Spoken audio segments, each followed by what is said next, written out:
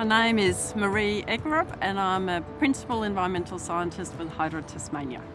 So the water in Lake Trevallyn flows in from the South Esk, Meander and Macquarie rivers and flows from Lake Augusta and Great Lake, which is part of the Derwent catchment, is also being diverted to the South Esk River via Poatina Power Station. So Lake Trevallyn actually gets more water than what naturally would have flowed into Lake Trevallyn.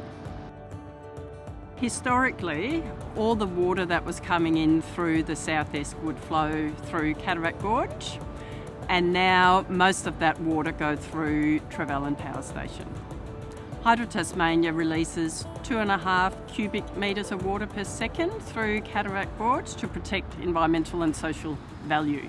Sometimes, historically, the flow through the gorge would actually have been less than 2.5 cubics, particularly in summer when the inflows are quite low. So the capacity of Lake Trevallyn is about 100 cubic days, and that means that if you release 100 cubic metres per second, it would take you 24 hours to empty the storage.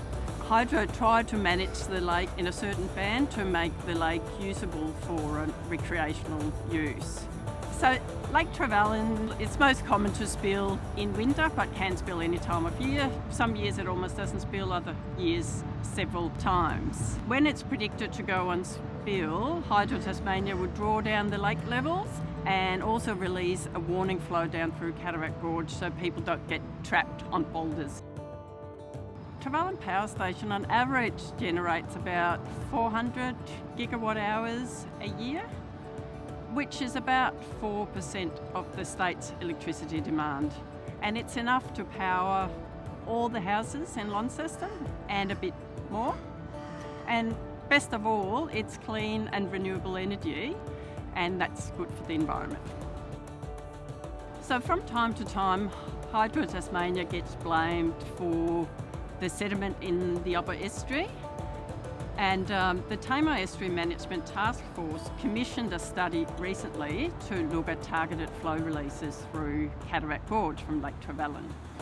And that study showed that targeted releases, even if we take all the water from Lake Trevallyn and sends it down through the gorge, actually removes minimal amount of sediment. And the bits that it removes comes back within a 3-month period.